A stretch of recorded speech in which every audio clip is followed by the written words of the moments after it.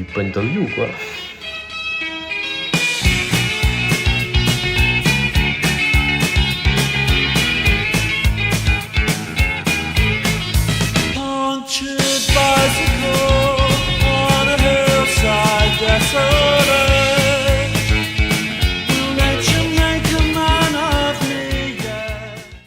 Salut les amis, j'ai lu un livre qui s'appelle le Trading in the Zone de Mark Douglas, et dans ce bouquin-là, il dit que le trading est une histoire de probabilité et que si on sort du plan ou si on loupe un setup gagnant, eh bien, ça pète les probabilités.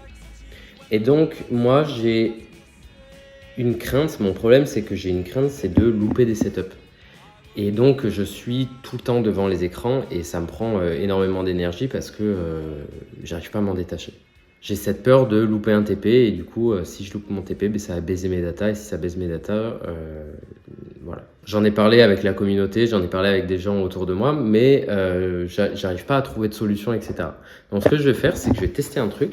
C'est que je vais demander à ChatGPT. On va se servir, je paye l'abonnement premium tous les mois. On va voir si il est capable de donner de très bons conseils et s'il est capable de faire le taf. Salut mec, j'espère que tu vas bien. Je te fais un petit message, enfin je te fais un vocal parce que j'ai besoin de parler de quelque chose. Mon problème c'est que depuis que j'ai lu Trading in the Zone de Mark Douglas, j'ai compris que le trading était une histoire de probabilité.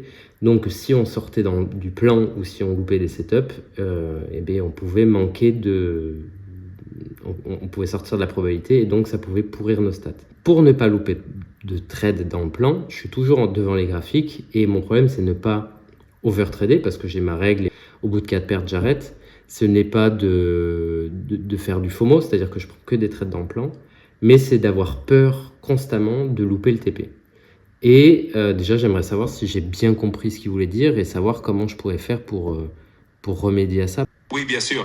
Je disais que pour remédier à ça, tu pourrais peut-être mettre en place des alertes sur tes graphiques. Comme ça, tu n'es pas obligé de rester collé à l'écran en permanence. Aussi, avoir confiance dans ton plan et accepter que parfois tu vas rater des opportunités, c'est aussi une manière de réduire ce stress et de te libérer un peu de cette pression. Ok, mais si je loupe ces opportunités, je sors de ma data. Je sors de mes stats en fait. Et si je sors de mes stats, comment je fais? En fait, j'arrive pas à me dire que est-ce que je dois prendre mes 4 pertes de suite, s'il y a 4 pertes, est-ce que je dois prendre tous les trades dès que je peux, ou est-ce que, enfin, c'est ça que j'arrive pas à comprendre. J'arrive pas à comprendre que si je loupe un trade et que c'est un TP, comment je fais pour me rattraper? C'est normal de ressentir cette pression, surtout quand on veut coder parfaitement à son plan. Mais l'idée, c'est vraiment de voir les choses sur le long terme. Si tu as un plan qui est basé sur des probabilités, il faut accepter que tu ne pourras pas prendre absolument toutes les opportunités et c'est OK. Ce qui compte, c'est d'être régulier et discipliné et sur le long terme, c'est ça qui va payer. Ok, donc j'aurais mal compris le bouquin de Trading in the Zone? Non, pas forcément. Je pense que tu as bien compris l'idée générale du livre qui est de se concentrer sur la régularité et la discipline plutôt que sur chaque trade individuel. Le but, c'est d'accepter qu'il y aura toujours des opportunités manquées, mais que sur le long terme, ce qui compte, c'est de suivre ton plan avec constance. Ok, comment je pourrais remédier à ça? Parce que le problème, c'est que vu que j'ai une activité de bureau, ben, j'ai mon chart qui est toute la journée à ma droite. Et donc, je mets mes alarmes sur mes zones. J'ai mes sessions de trading. Mais du coup, je passe quand même beaucoup de temps à regarder ça, quoi. C'est vrai que c'est pas évident quand tu as les graphiques sous les yeux en permanence. Une astuce pourrait être de dédier des moments précis dans ta journée où tu consultes vraiment tes graphiques. Et en dehors de ces créneaux-là, tu les mets hors de vue ou tu te concentres sur d'autres tâches. Ça peut t'aider à réduire le temps passé à les regarder et à garder une certaine discipline. Parce que tu vois, si je me dis que je suis devant les charts, enfin je suis à mon bureau, et que je loupe un trade parce que je suis descendu parler avec un client, etc., eh bien, je vais me dire que c'est de l'inattention et donc c'est un problème. Je comprends, c'est ce sentiment de manquer quelque chose parce que tu n'étais pas devant l'écran à ce moment précis. Mais en réalité, L'inattention, ça fait partie du processus et c'est normal de ne pas pouvoir tout attraper. Ce qui compte, c'est de te faire confiance, de faire confiance à ton plan et d'accepter que ce genre de petite inattention n'aura pas un gros impact sur tes résultats à long terme tant que tu restes régulier et discipliné. Alors, qu'est-ce qu'il voulait dire, qu'est-ce qu'il voulait dire Mark Douglas par c'est une histoire de probabilité? En fait, ce que Mark Douglas veut dire par c'est une histoire de probabilité, c'est que chaque trade pris individuellement est comme un événement isolé. Tu peux pas prédire son issue avec certitude, mais sur un... Ouais, exactement. C'est un peu comme une vision d'ensemble. L'idée, c'est que si tu t'en tiens à ton plan de trading avec des règles précises et une bonne gestion du risque, sur le long terme, les probabilités vont jouer en ta faveur. Et ça veut dire que tu n'as pas besoin de te soucier de chaque trade individuellement. C'est vraiment la constance qui compte. Ok, et comment tu changerais cet ancrage négatif que j'ai sur ce point-là? Parce que c'est vraiment un ancrage négatif, c'est que si je loupe un setup, je me sens vraiment mal, quoi. Alors je pense que ça passe par un changement de perspective. Il faut te rappeler que rater un setup, c'est pas un échec, c'est juste une partie du jeu. Tu pourrais essayer de te concentrer sur tes réussites et sur le fait que sur le long terme, c'est ta discipline et ta régularité qui compte. Tu peux aussi essayer de te féliciter pour le fait de respecter ton plan, même si tu rates un trade, et petit à petit, ça va transformer cette perception. Mais est-ce que respecter mon plan alors que j'ai loupé un trade, c'est le cas? Non. Si j'avais respecté mon plan, j'aurais pas loupé ce trade. Tu vois ce que je veux dire? En fait, l'idée, c'est que même si tu rates un trade parce que tu n'es pas devant ton écran, ça ne veut pas forcément dire que tu n'as pas respecté ton plan. Le plan inclut aussi le fait que tu ne peux pas tout surveiller en permanence. Donc, respecter ton plan, c'est aussi accepter ces petites imperfections et rester cohérent sur la durée. Ok, tu peux me faire un résumé de à peu près tout ce qu'on vient de se dire là? Enfin, un condensé pour que je me l'ancre et que je me le rentre dans la tête, s'il te plaît? Bien sûr. En gros, l'idée principale, c'est que le trading repose sur les probabilités et la régularité, pas sur chaque trade individuel. Donc, même si tu rates une opportunité, ça ne veut pas dire que tu ne respectes pas ton plan. Ce qui compte, c'est de rester discipliné, te fixer des moments précis pour regarder tes graphiques et de te rappeler que sur le long terme, c'est cette constance qui fera la différence. Ok. Bah écoute, merci beaucoup. T'es un boss. Avec plaisir, je suis là pour ça. N'hésite pas si tu as d'autres questions et bon courage pour la suite. C'est ouf avec les tics de langage qu'il prend, c'est abusé. On dirait vraiment quelqu'un. Je trouve qu'il conseille très bien. Bon, forcément, comme d'habitude, il passe son temps à nous valider et à dire que c'est pas grave et que machin. Mais bon, je trouve que c'est. Enfin, je vais essayer vraiment d'améliorer ce point-là et je tiens au courant par la suite.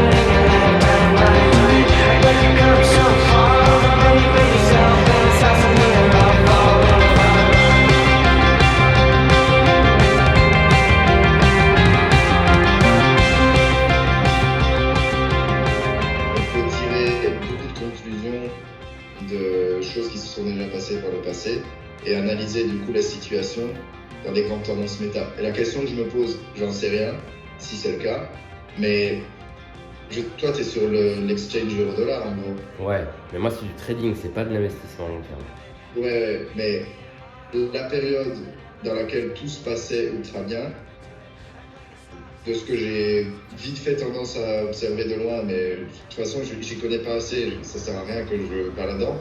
Mais je te mets ça comme une petite hypothèse à creuser, on ne sait jamais, tu vois. J'avais l'impression que c'était une période dans laquelle le dollar était super fort. C'était une période autour de l'élection de Trump, mais limite un peu avant l'élection de Trump, et puis autour de son élection. Et puis après, quand il a commencé à mettre en place toutes ces stratégies d'évaluation du dollar, de ce que j'ai compris plus ou moins, c'était une période où c'est un peu galère. Donc peut-être qu'il y a quelque chose à observer là, j'en sais rien, tu vois. Là, je mets complètement de côté, j'y connais pas assez. Tu veux dire que enfin, tu es en train de remettre la lumière sur le fait que c'est cyclique. Et là, aujourd'hui, moi aussi, je peux être dans un cycle qui est plus compliqué que d'habitude. C'est ça que tu veux dire? Ce que je pense, c'est que potentiellement les stratégies que tu fonctionnes dans un contexte spécifique et qu'il est probable que ta stratégie soit toujours bonne, simplement que tu reconnaisses mal le contexte général dans lequel tu es en ce moment. Et que du coup, c'est pas une question de... Il y a une stratégie qui fonctionne tout au long de l'année, mais c'est une stratégie qui fonctionne dans un certain type de contexte méta, et il faut trouver des stratégies qui fonctionnent dans un autre contexte méta, et jongler en fonction de ce que tu observes comme contexte méta. Ouais. On est le samedi 9 août, et j'ai passé quasiment la totalité de ma journée au téléphone, ou en FaceTime, en physio, etc. J'ai eu mon pote Maxime au téléphone. Ça m'a fait vraiment du bien parce que je me suis rendu compte que j'avais un gros potentiel d'évolution au niveau de ma visualisation, etc. Et que je le faisais pas très bien jusqu'à présent. Il y a des choses que je comprenais pas. J'ai l'impression que la visualisation, et si on pensait pas au futur, donc je vais être, bah, c'était se mentir à soi-même parce que tu n'es pas. Et en fait, ce qu'il m'a expliqué, c'est que c'est pas une question de temps, c'est une question d'être. C'est que un champion de MMA devient un champion de MMA à partir du moment où il fait ce qu'il faut pour devenir champion. C'est pas le résultat où il remporte le titre. Il y avait vraiment ce framework dans ma tête qui était de faire avoir être et non pas de être faire avoir. Et ça vient de complètement changer dans ma tête. Donc vraiment, je le remercie énormément. C'est une personne que j'affectionne grandement parce qu'il est super intelligent et très intéressant, etc. Et il m'aide beaucoup sur ce type de sujet et il a pris une grosse partie de sa journée pour m'expliquer parce que j'arrivais pas à comprendre. Et j'arrivais pas à faire en sorte. C'est-à-dire que quand je faisais ma visualisation, je me voyais toujours à la troisième personne. Je savais pas trop comment m'y prendre, etc. Et c'était toujours dans un futur lointain. Et j'imaginais un mec. C'était pas forcément... Enfin, oui, c'était moi, mais c'était un mec, quoi. Et donc là, je viens de corriger toutes ces petites choses-là. Je suis super content. C'est ça. Ça a quand même l'air beaucoup plus excitant que ma vie. J'ai oublié de filmer, mais je viens de m'envoyer un paquet de chips et une canette de HK Moi, on m'a jamais devant Jurassic Park. Oh, je suis un chômeur divorcé ou quoi?